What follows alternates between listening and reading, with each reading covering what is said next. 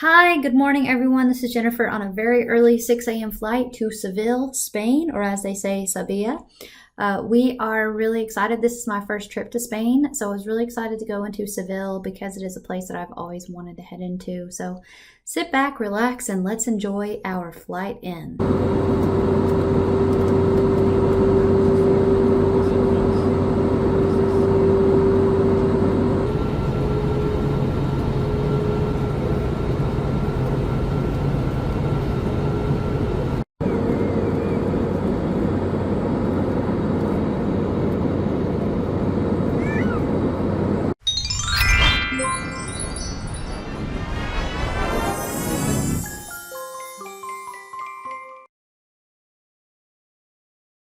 Hey guys, I am in Seville, Spain, and we are here for one day, so I've got a lot of stuff to show you, so let's go ahead and jump into it.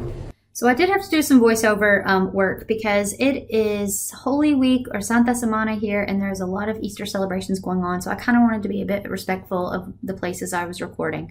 So the big draw to Seville is the Seville Cathedral, which houses the tomb of Christopher Columbus. Now, I didn't know if we were going to be able to get in or not today because all of this blocking off is because of parades and because of Easter floats. So we are headed that way, but you can get some amazing views here of this cathedral. It is large. It is looming over the town. It is so beautiful. And I was really, really excited about seeing if we could get in. I had some suspicions that we probably wouldn't be able to, which you'll find out whether we did or not here in a second. Unfortunately, we were not able to get in because it is Easter weekend. They're doing guided tours only. So what a shame, but it is what it is. But I will be back to Seville at some point. But know that this is the church that houses the remains of Christopher Columbus, which is still cool. Someday we will see this. I just wanted to show you some more front-facing shots of the cathedral, including this front entrance, because it is magnifico. Absolutely beautiful. For our literary connection, there are plaques everywhere dedicated to how Miguel de Cervantes used Sevilla and other Spanish locations in Don Quixote, which is one of my favorite texts. So here is one of those plaques. All right, I've got a couple of meals to share with you. So we're going to do a lunch and dinner. The first place we started at was this tapas place. The restaurant is called La Bartola, and the tapas here were amazing. So it was kind of like a bit more of a culinary artistic spin on tapas in my personal opinion. But everything that we had here was so delicious. I would highly recommend this place. It also got very crowded very quick, so it was obviously very popular. Then for dinner, we headed to Grosso for pizza. They have two separate locations. They have a non-gluten and then a gluten-free facility. So this is the gluten-free one. Oh my gosh, this was some of the best pizza, gluten-free or otherwise, that I have ever had in my entire life. We cleaned this up. Then for dessert, we headed to a place called Queen's Bakery, which was pretty out of the way, but they had some delicious items in their case. Again, all of these were gluten-free. So you can imagine, if I can eat this well gluten-free, you can imagine what everybody else is doing here. Palmera Cueva. It is so pretty. So how I would taste it. You guys know how it is. Cheers. This is gluten-free, by the way.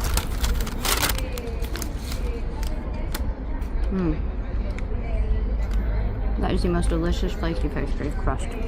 Buttery flaky crust. That is superb. Delicious.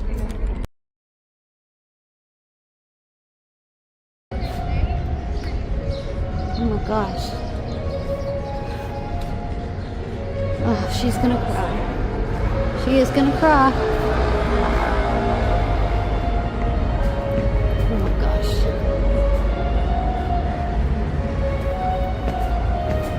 She's gonna cry. You guys can't do anything with me. I'm pitiful. Look at this architecture. Look at these doggies.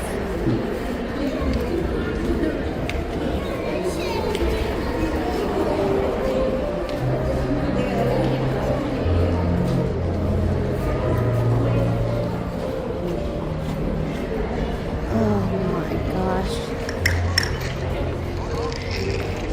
Well, there's that. Oh my gosh. So, pop culture moment. This was used in Star Wars Attack the Clones. Apparently, this was used for some of the filming scenes where Padme and Anakin are starting to become a bit more romantic in Naboo. So this was an absolutely beautiful place to be. I did have to do a voiceover here just because it got a little bit too loud with music and I was a little bit worried about copyright strikes. But this is such a gorgeous place to just come and be by the water. It was warm, and just take in these surroundings, take in this history, take in these sights. My mind was just so blown away by how incredibly beautiful this was. I mean, this was truly kind of an emotional moment. So if you are in Seville, make sure you go to the park and come to visit this area, because this is one of the most beautiful places. I wish we had like brought a picnic or something, because I could imagine just sitting in this area and just having a nice lunch. So this is amazing. Make sure you come here. So beautiful, and awesome pop culture reference as well. This is the Royal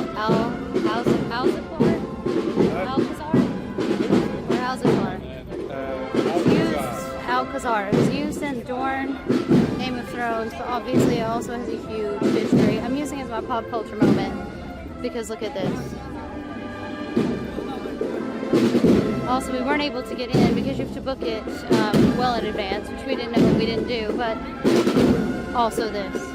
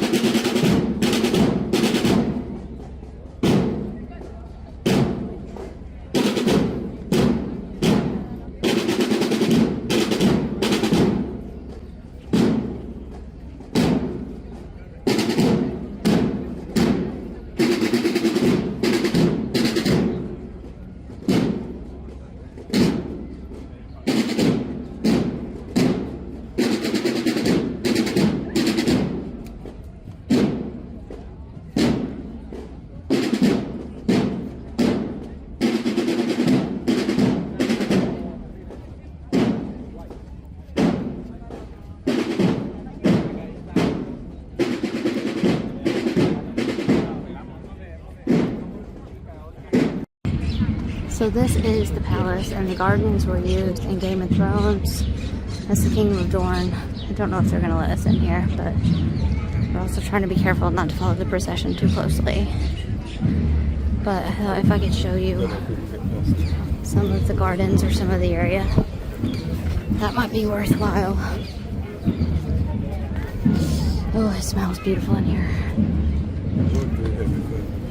Can we get out of here on the other side? So we can't actually get in the gardens, but also look at this towering in the sky. That's pretty beautiful. Okay, I'm going to try to show you guys inside, but this was used as part of a Game of Thrones filming locations. This is called the Old Shipyards, and unfortunately it's closed and we're not able to go through, but you can see the original arches and architecture. But apparently it was used in filming of Game of Thrones. It's really cool, and they've turned into like some modern office space, but again, I'm really sad that we can't go through. And if you can get past the reflection, oh my gosh, can we get past the reflection? No. Let me see if I can get any other better angles. Here we go. Here's the money shot. So yeah, you can see here. It's very sort of medieval.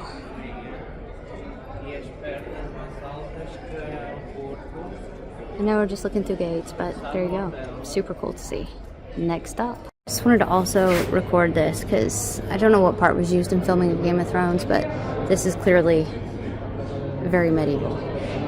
You can tell by the arches and the stonework it is a giveaway. What a really cool thing to see.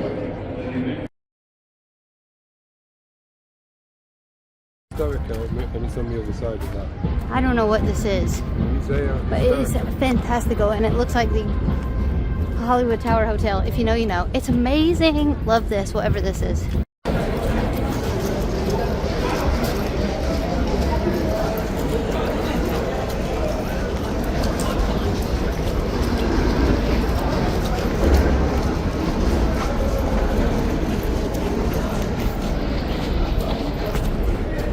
Okay, we are standing in front of the Casa de Pilatos, which is not actually the house of Pontius Pilate, but it was modeled because of a distance to the builder's house, to Pontius Pilate's house when he got back from Jerusalem. I'll clarify that when I go back and do my research, but that is why I wanted to see it. It is a huge mansion with gardens and many rooms and winding hallways and stairways, and it's huge. And actually I think this whole property belongs to this, so I just wanted to do a quick sweep through here. We don't have time to go in today, but if you are in Seville and you want to go on a pretty grand house tour, this would be a really great one to stop at.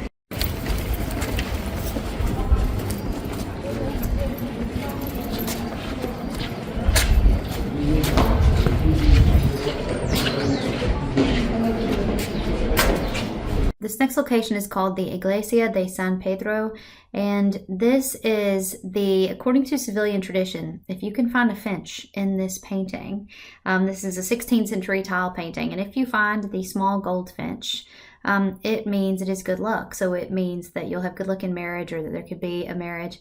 I could not find this finch. I looked everywhere, but luckily some wonderful, kind person came by and could clearly see that I needed help and pointed out this finch. So it is here. So hopefully it means I'll still have good luck. Okay, here above us we have the Metropole pedestal, which is the largest wooden structure in the world, apparently. Alex said, so I guess this is bigger than the wooden coaster at Dollywood, huh? If you know, you know. But yeah, this is a really cool structure. And also, if you'll notice, like, the architecture behind it. I love the juxtaposition between something modern and interesting and something historical and old in the background. Oh my gosh, look at this. That looks so Moroccan. Alright, let's go on to the next site. My first don't miss is the parks. Spain in general has some of the most beautiful parks I have ever been in my life. They have cafes and bars and restaurants in the middle of them, and yet they're still able to have those things within the confines of like the natural beauty. So it doesn't take away from feeling like you're totally in nature. So definitely do not miss going through the parks. They're well worth your time. Likewise, here is another view of a park. These trees, like walking through here, oh my gosh. It's also a reprieve from the heat as well, because Seville was very, very hot when we were there. But this is just an area where I wished so badly my dogs could be with me, because they would have loved walking through this park. And all the people that had dogs, I could tell, loved walking through this park. So again, make sure you take time to like explore some of the natural world and some of the parks in the area, because it truly will be worth it. They are so stunning. Believe it or not, there are people in carriages everywhere. Oh, I love this guy. We are getting ready to walk into, we're kind of on the other side of it, the Alameda de Hercules in Seville, and this is considered Europe's oldest public garden. So you got these two giant Roman columns here, and then all down through the tree-lined streets there are numerous cafes on both sides. So if you want to kind of get away from the hustle and bustle of the more touristy areas, thanks to this amazing public garden, you can come and sit in an outdoor cafe, sip some wine, enjoy the sun and the sights. So this is a very cool place to know about. Also, there's a kids playground right in the middle of it, which is interesting. But oh my gosh, look at this view right here. Once again, these alleyways are amazing. So I would say this is definitely a don't miss if you come here. We keep trying to get to a place, and then just like something will come next, and I just have to stop what I'm doing and record it. Oh my gosh.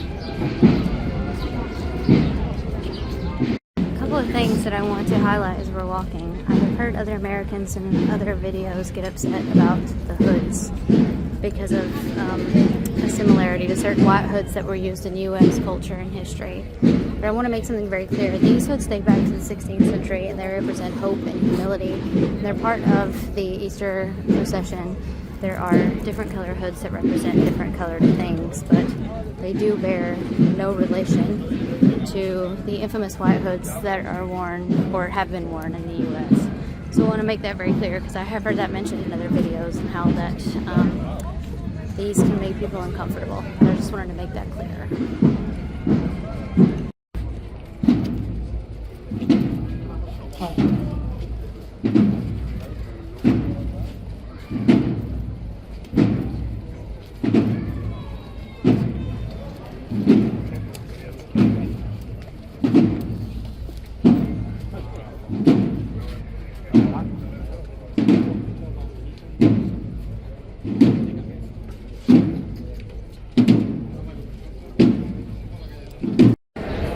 Don't miss all of the beautiful cafes and places to walk and alleyways.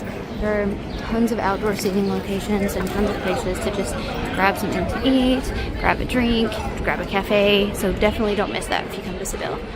Alright guys, that is it for Seville. We are exhausted. We have walked ourselves all day today, which has been fun and wonderful. We've eaten good food, lots of good movement. So we are off tomorrow to another destination, but that's for a video for a future day. See you guys later. Bye!